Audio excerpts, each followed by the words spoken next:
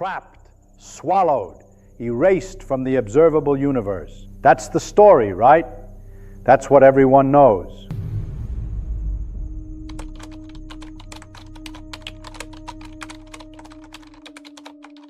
Fine. So explain this to me. How do we have a photograph of one? In 2019, astronomers pointed a network of radio telescopes at a galaxy 55 million light years away and produced an image. A black hole. Right there. Orange ring, dark center. Front page of every newspaper on Earth. But wait, if light can't escape a black hole, how did light from that black hole reach our telescopes? If nothing gets out, what exactly are we looking at? Here's where it gets worse. Think carefully about what light can't escape actually means. It means no photons are leaving, none, zero. And photons are how you see things.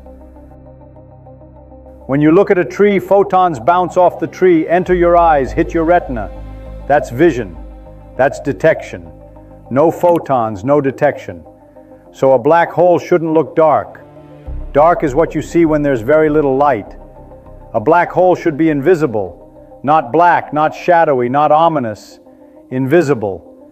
A perfect absence. No photons means nothing for your eyes or your telescopes to collect. There's nothing there to photograph.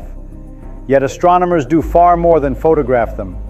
They measure black hole masses with extraordinary precision. They calculate how fast black holes spin. They watch black holes rip stars apart and consume the debris over months. They track pairs of black holes spiraling toward each other. They detect the collisions. How? How do you measure, track, observe, and photograph something that by definition cannot send any signal to your instruments? The question isn't just, how do we detect black holes? That's the shallow version. The real question is deeper. What does detection even mean when the thing you're detecting is fundamentally, physically, mathematically incapable of being observed? And here's what I want you to understand. The answer to this question doesn't just explain black holes. It reveals something profound about how we know anything in physics at all. Let's start by killing your mental image of a black hole. You're picturing a cosmic vacuum cleaner. This giant mouth in space, sucking everything in, gobbling up stars and planets and light like some kind of celestial drain. Wrong. Black holes don't suck. They don't reach out and grab things. They don't pull any harder than any other object with the same mass. Now look, if you replaced our sun with a black hole of identical mass, Earth's orbit wouldn't change. We wouldn't get sucked in, we'd just freeze to death in the dark, still orbiting exactly as before. So what makes black holes special? They curve space-time. Every mass curves space-time. That's what gravity is. But black holes curve it so severely, so extremely, that something strange happens. Past a certain distance from the center, all paths lead inward. Not most paths, all of them. Even the path light would take. Even the path pointing directly away from the center. Space itself is so warped that outward doesn't exist anymore. That boundary is called the event horizon. And here's what you need to understand. The event horizon is not a surface, it's not a wall, it's not a thing you could touch or see or bump into. It's a mathematical boundary, the point of no return. Cross it, and every possible trajectory through space-time leads to the center. You're not being pulled in, you're just in a region where all directions are in. Now here's the key insight that changes everything. Only the inside is trapped. The event horizon is a one-way boundary. Things can fall in, nothing can come out. But outside that boundary, space-time is curved, yes. Gravity is strong, yes. But light can still escape. Matter can still orbit. Information can still reach your telescopes. The black hole isn't hiding. There's no cosmic conspiracy to stay invisible. It's just that once something crosses that line, it can never send a signal back. Everything outside the line, fair game. And as it turns out, the outside is where all the action is. That's where the fireworks happen.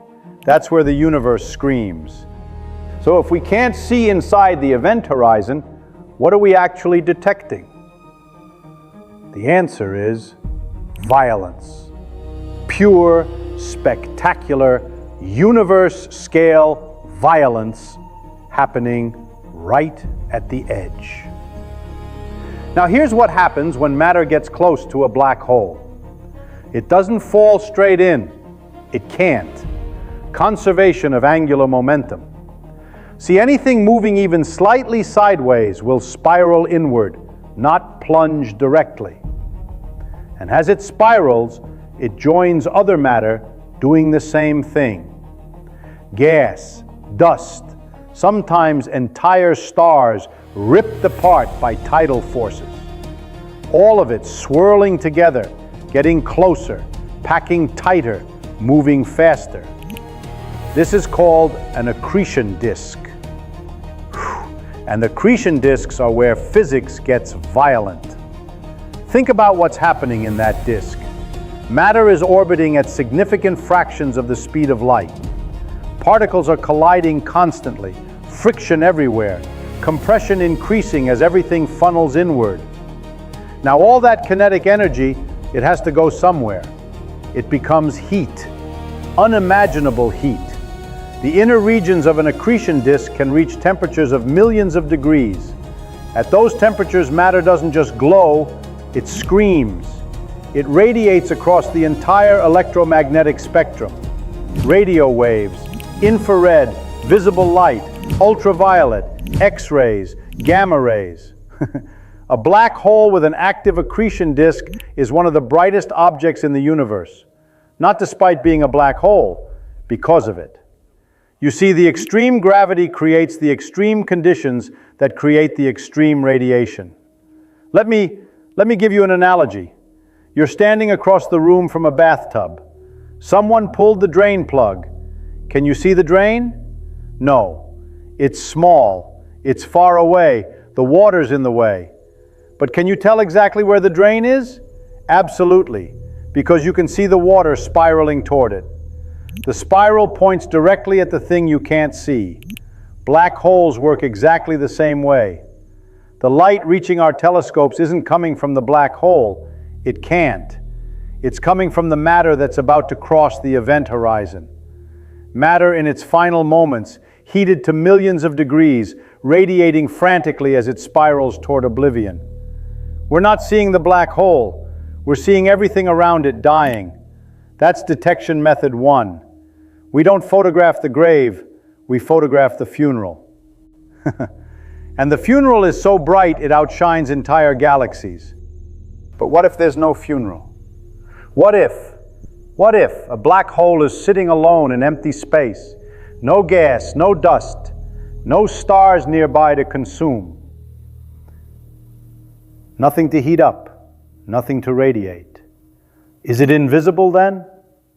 No. And here's what most people completely miss. Light. Light is trapped by the event horizon. Gravity is not. In fact, now look, gravity is the event horizon. You see, the event horizon exists because of how mass curves space-time. And that curvature, it doesn't stop at the boundary. It extends outward, affecting everything nearby, bending the paths of anything that passes close, including light. This is called gravitational lensing. Light traveling from a distant star passes near a black hole. The curved space-time bends that light's path. From Earth, we see the star's image distorted, smeared, sometimes duplicated into rings and arcs. The black hole emits nothing, but we can map its location and mass by how it warps the light passing by. Then there are stellar orbits. At the center of our galaxy, astronomers have tracked stars for decades. One star, called S2, orbits an invisible point every 16 years at speeds up to, get this, 3% of the speed of light. We can calculate exactly how much mass must be at that central point to create that orbit. 4 million times the mass of our sun, concentrated in a region smaller than our solar system. No light comes from that point, but the stars orbiting it tell us exactly what's there. That famous photograph of the M87 black hole, Look at it carefully. You're not seeing the black hole.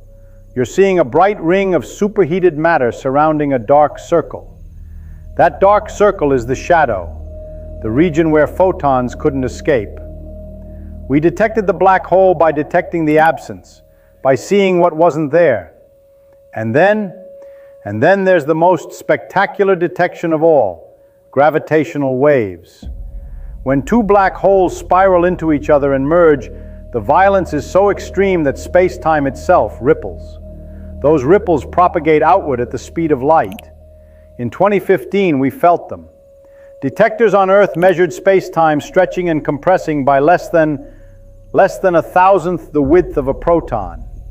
A collision that happened 1.3 billion years ago, sending shudders through the fabric of reality that we finally recorded. We don't see the object, we see its effect on everything else. And when black holes collide, the effect shakes the universe. Now here's what I really want you to understand. Everything I just told you about black holes, it's not special. It's not some exotic exception that only applies to these extreme objects at the edge of physics. This is how all of physics works. You never observe anything directly, ever. Think about that. You don't see gravity. You see apples fall, balls curve, planets orbit. You infer gravity from the motion. You don't see the electromagnetic force. You feel your hand stop by the desk. You see lightning strike. You watch compass needles swing north. You infer the force from its effects. You don't see electrons. Nobody has ever seen an electron. You see tracks in cloud chambers, blips on detectors, current flowing through circuits. You infer electrons exist because something must be causing those effects. Physics is not the art of observing reality directly. That's the method. That's all we've ever had. We build instruments. We measure effects. We deduce causes. We test our deductions by predicting new effects. When the predictions match, we say we understand. Black holes are just the extreme case. The thing itself is not merely difficult to observe, it's mathematically impossible to observe.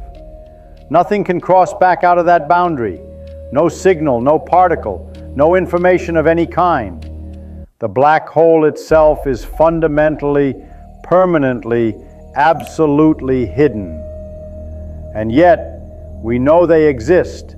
We know their masses. We know their spins. We know where they are, how they form, how they merge, how they affect everything around them. Because the effects are undeniable, measurable, precise. We know black holes exist the exact same way we know anything exists in physics, by what they do to the things we can observe. That's not a limitation. That's not a compromise. That's the method. That's how understanding works. The universe doesn't owe you direct observation. It doesn't owe you intuitive explanations or comfortable analogies. It owes you nothing, but it gives you clues, bending light, wobbling stars, rippling space-time, screaming radiation. The universe leaves fingerprints everywhere if you learn how to read them. Black holes aren't hiding from you. They're not mysterious. They're not unknowable. You just had to learn a new way of seeing, and now you have. That's not mystery, that's physics, not comfort, truth. If this changed how you see the universe, there's more. Subscribe to Feynman Physics. We don't do comfortable lies, we do real answers.